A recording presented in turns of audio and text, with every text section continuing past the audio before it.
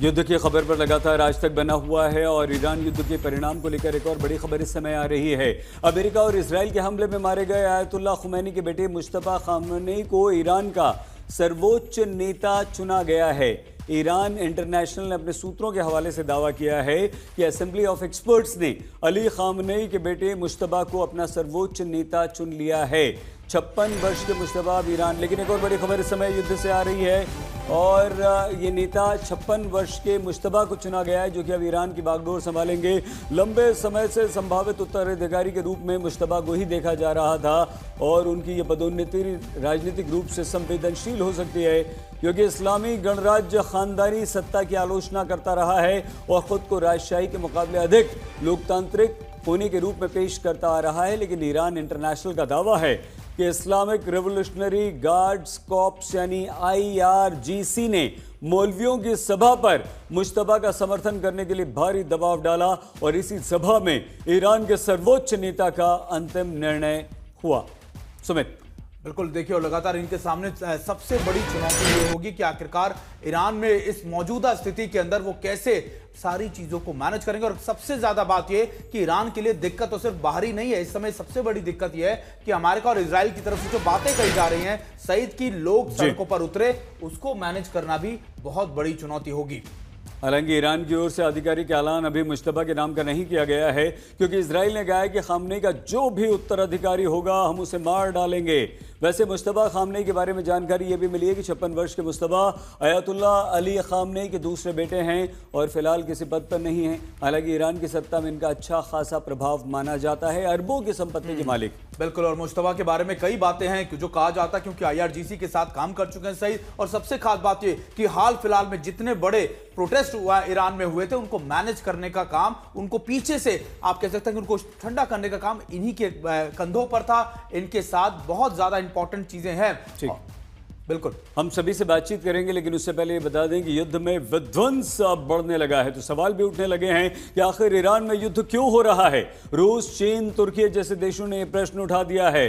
हालांकि ट्रंप ने कहा है कि अगर ये युद्ध शुरू नहीं होता तो ईरान हम पर हमला कर देता। ट्रंप का वो बयान जिसमें ट्रंप ने युद्ध के छेड़ने के कारण बताए हैं, एक बार वो सुनाते। We were having negotiations with these lunatics, and it was my opinion that they were going to attack first. They were going to attack. If we didn't do it, they were going to attack first. I felt strongly about that. And we have great negotiators, great people, people that do this very successfully, and have done it all their lives very successful. And based on the way the negotiation was going, I think they were going to attack first, and I didn't want that to happen. So if anything, I might have forced Israel's hand, but Israel was ready and we were ready, and we've had a very, very powerful impact because virtually everything they have has been knocked out now. Their missile count is going way down. और देख ले Donald Trump अब भी ये बात कह रहे हैं कि उनकी पूरी कोशिश होगी कि पूरे ईरान को ही बदल दे और अब जब ये जंग छिड़ गई है तो अंजाम पर भी पहुंचेगी। अमेरिका को इस जंग को खत्म करने का क्या प्लान है? क्या ईरान में सत्ता परिवर्तन को लेकर ट्रंप के पास कोई रोड मैप है? सुनिए वो क्या कह रहे हैं। The leader of the pack is gone, and as you know, 49 people were taken out in the first hit, and I guess there was another hit today on the new leadership, and it looks like that was pretty substantial also. So they're getting hit very hard, and we'll see what happens.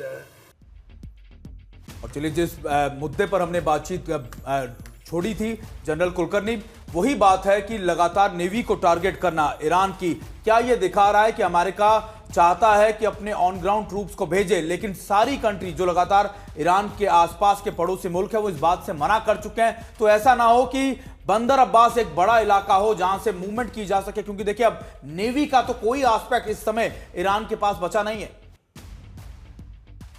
Sumit, दो चार बातें जो आप discuss कर रहे थे उसमें से उभर के उठती हैं। एक, अगर हम बात करें रजीम चेंज की तो रजीम तो वही रहा, कोई फर्क नहीं पड़ा। ये जो उनके लड़के हैं मुश्तबा, वो सब जानते थे, वो बसीज के भी इंचार्ज थे, IRGC के भी इंचार्ज थे, सब कुछ जो हो रहा है इतने सालों से। जबकि जब रेवोल्यूशन हुआ वो 10 साल के थे, तो वो तो पूरे मतलब ये तो मैं कहूँगा ब्लेसिंग इन डिस्गाइज है कि उनको असैसिनेट कर दिया गया।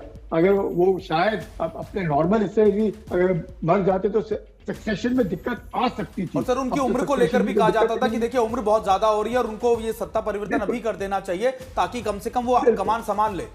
बिल्कुल। तो वो उस बात में तो किसी को शक नहीं है कि रजीम चेंज अब तो इम्पॉसिबल है, क्योंकि पहले तो 40 दिन का मातम है, उस मातम में एक सवाल पैदा नहीं होता। अब जब कल या आज शाम को या कल अगर जब दफनाया जाता है उसके बाद तो कुछ नहीं होना है 40 दिन के लिए, तो आप समझ सकते हैं कि जो रजीम चेंज इम्पॉसिबल। अब बुक्स ऑन ग्राउंड, अब सवाल ये है कि हम कितना भी कर ले, उसके नेवी को एलिमिनेट कर दे, न्यूक्लियर खत्म कर दे, उसके चीफ मार दे, लीडरशिप मार दे, तो सवाल ये है कि क्या कमर्शियल शिपिंग जो है अपना ये जो अपना जो गुजरेगा या नहीं गुजरेगा स्टेट ऑफ हॉर्मुज से। अगर स्टेट ऑफ हॉर्मुज से नहीं गुजर सकता है किसी भी कारण से, शक के कारण से या शंका से कारण से या पायरेसी के कारण से या उसके बाद हमला होने के कारण से, तो जो इंश्योरेंस कॉस्ट है जो वहां पे रुकने के कितने तकरीबन 200-250 शिप में एंकरेज यानी कि वहां रुके हुए हैं, वो जाना नहीं चाहते हैं स्टेट ऑफ हॉर्मुज से आज की तारीख में। तो अगर ऐसी हालात है क्या हो सकता है, इसके आगे क्या होगा? अब धीरे धीरे करके अगर कीमतें बढ़ते रहती है तो दबाव पड़ेगा। अब सवाल ये है, जैसे आप पूछ रहे थे कि युद्ध किया तो फिर क्यों किया? मकसद एक है कि उस तेल के ऊपर जो कंट्रोल है वो किसका होगा। क्या वो तेल का जो कंट्रोल है वो डॉलर में जाएगा या युआन में जाएगा, अगर या किसी और करेंसी में जाएगा?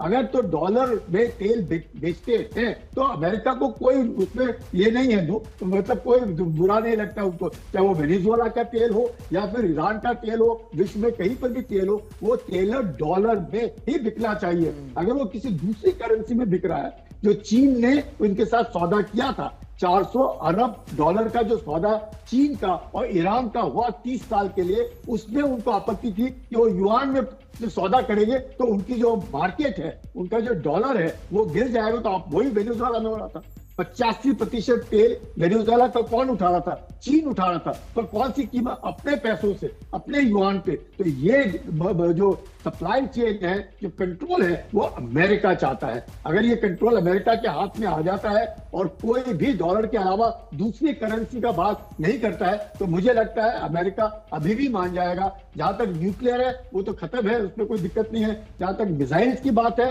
उस पर हम लोग उनकी जो संप्रभुता है उसके ऊपर आंच कोई भी नहीं आने देगा। वो तो ईरान की अपनी जिम्मेवारी है, अपने देश को उसने कैसे संभालना है। लेकिन उनके ये एक इससे जो बार वो जो बात करते हैं, उनसे आपत्ति पूरे विश्व को होती है कि हम इजराइल का खात्मा कर देंगे, हम इजराइल को मतलब उसका वसूल ही हटा देंगे, हम उनको समुद्र में ही ढकेल करके इनका खात्मा कर देंगे।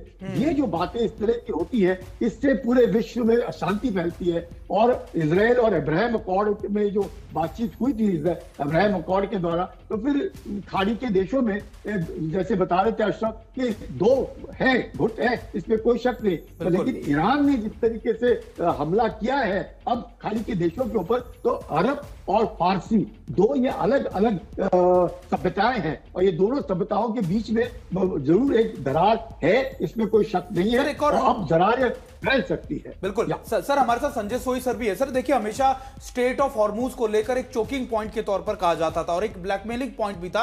ईरान हमेशा ये कहता था कि देखिए अगर आपने कुछ किया तो ये इलाका तो हम ब्लॉक कर देंगे, और ये प्रेशर मिडिल ईस्ट के देशों पर भी था। कहीं ऐसा ना हो कि अमेरिका इस पूरे इलाके को अपने कंट्रोल में रखे ताकि कम से कम वो ब्लैकमेलिंग या फिर आप कह सकते हैं वो प्रेशर पॉइंट अमेरिका के हाथ में होए, और वो कम से कम जब मिडिल ईस्ट के देश जो अपना समन्वय बनाने की कोशिश दोबारा से करने की कोशिश करे अगर ईरान के साथ या किसी भी रिजिम के साथ, तो उसका कंट्रोल भी अमेरिका अपने हाथों में ही रखे। तो देखिए, ये जियोपॉलिटिकली बड़ा इंपॉर्टेंट जगह है। कुछ जगह ऐसी होती है जिसका कंट्रोल से आप काफी बड़े इलाके को कंट्रोल, जैसे आप बिल्कुल ठीक एनालिसिस से आप बता रहे हैं।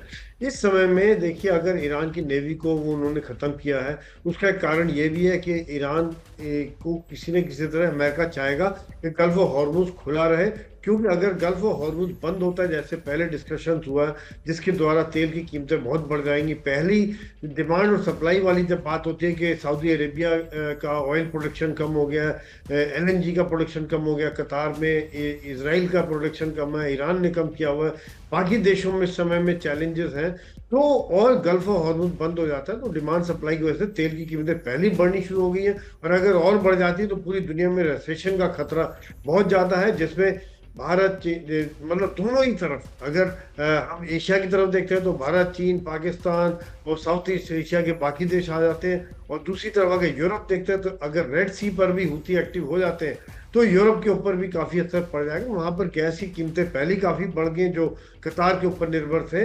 तो ये एक दुनिया की इकॉनमी में असर पड़ रहा है यहाँ पर। मेरे हिसाब से जैसे आप ठीक कह रहे हैं कि जो ईरान इसको, एनर्जी को या पेट्रोलियम को हथियार के तौर पे इस्तेमाल कर रहा है, यदि कोई और करता है तो अमेरिका गल्फ और हॉर्मुज को कंट्रोल करके इसके ऊपर काफी फर्क पड़ जाएगा डेफिनेटली, और वो चाहेगा कि हमेशा खुला रहे।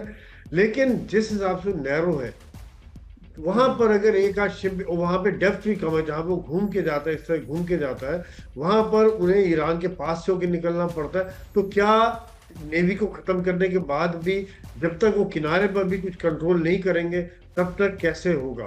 सर तभी तो मैन ऑफ ग्राउंड की बात की जा रही है कि देखिए जब तक उनकी नेवी की प्रेजेंस खत्म करने के बाद अमेरिका अपनी प्रेजेंस वहां पे स्टैब्लिश नहीं करता तब तक तो ये पॉसिबल ही नहीं है। तो सारे आप ग्राउंड्स अगर देखें तो ये माना जाएगा कि अमेरिका के इंटरेस्ट इन सभी एस्पेक्ट पर है। वो सिर्फ ईरान में रिजिम चेंज करना नहीं चाहता, वो ईरान के जो नेचुरल रिसोर्सेज है या उसकी जो आप कह सकते हैं जियो पॉलिटिकल जो उसकी लोकेशंस है उनके ऊपर भी कंट्रोल करना चाहता है, क्योंकि वही लगातार मिडिल ईस्ट के देशों को लोकेशंस उसकी डराती है।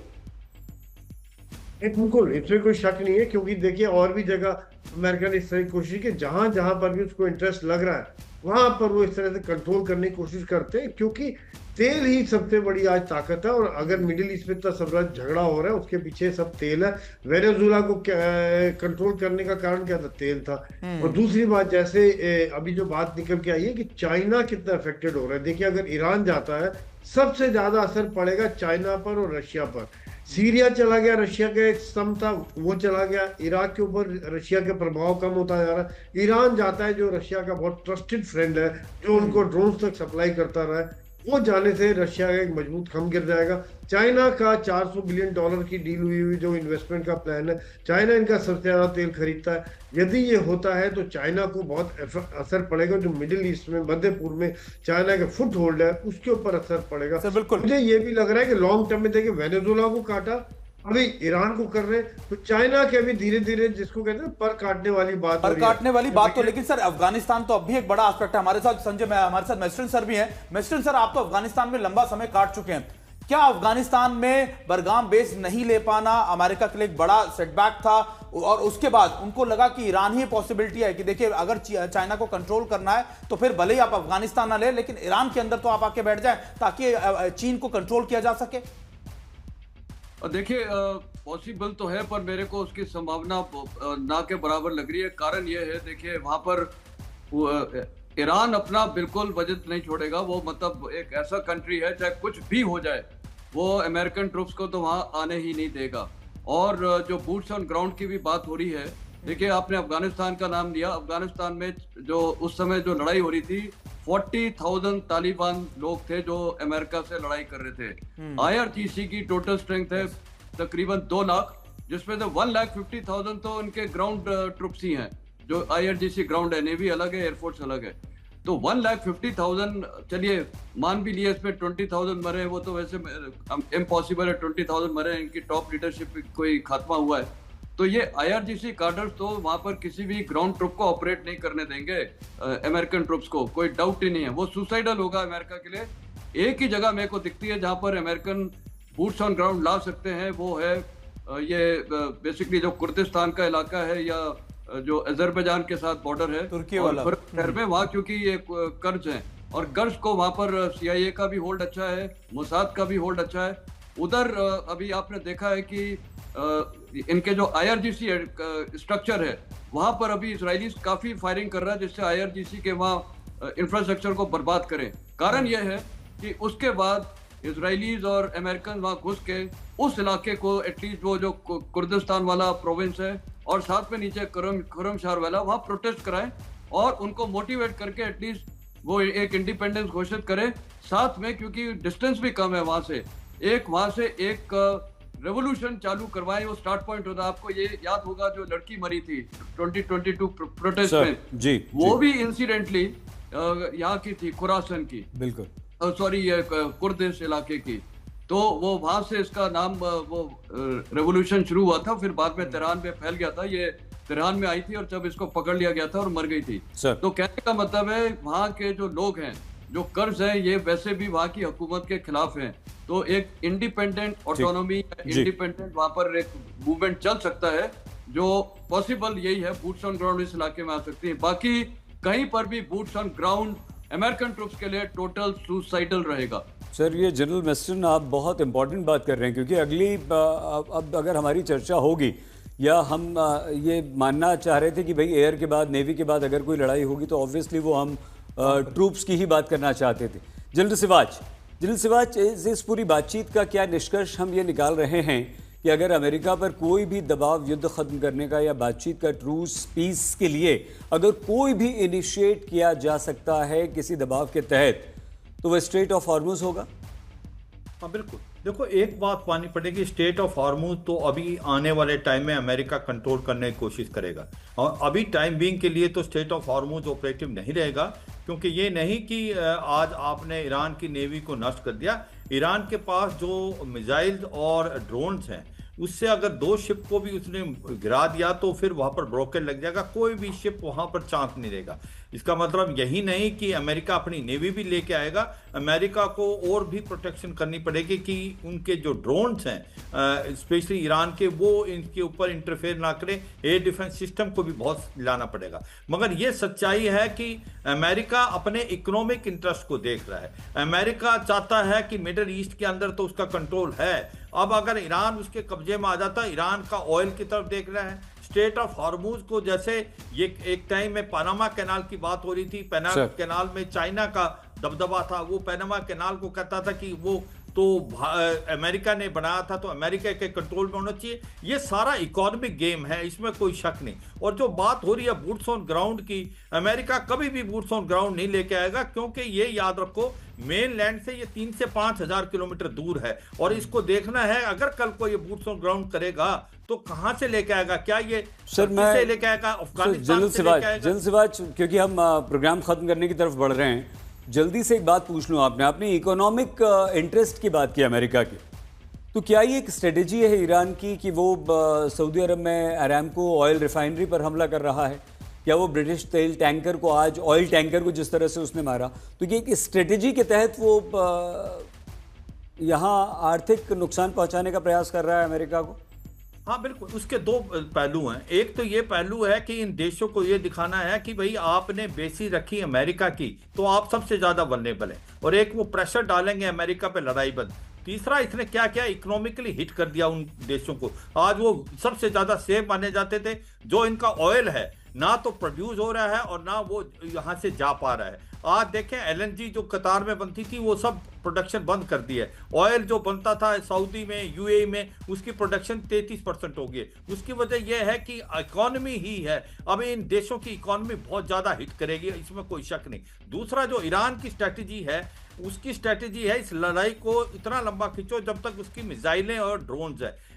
दुख की बात यह है कि रूस और चाइना है वो खुल के नहीं आए। जो चीन ने उसको मदद दी है एयर डिफेंस सिस्टम में, रूस ने भी दी है, रियल टाइम इंटेलिजेंस भी दिया है, मगर रूस जो है यूक्रेन में इन्वॉल्व है। बिल्कुल बिल्कुल सर, देखिए लगातार इस डिस्कशन को जारी रखेंगे, लगातार हर पहलू को, इस युद्ध के हर पहलू को हम अपने लोगों तक पहुंचाते रहेंगे, बताते रहेंगे कि आखिरकार कैसे लगातार बदलते वक्त के साथ ये युद्ध और ज्यादा विध्वंसक होता जा रहा है।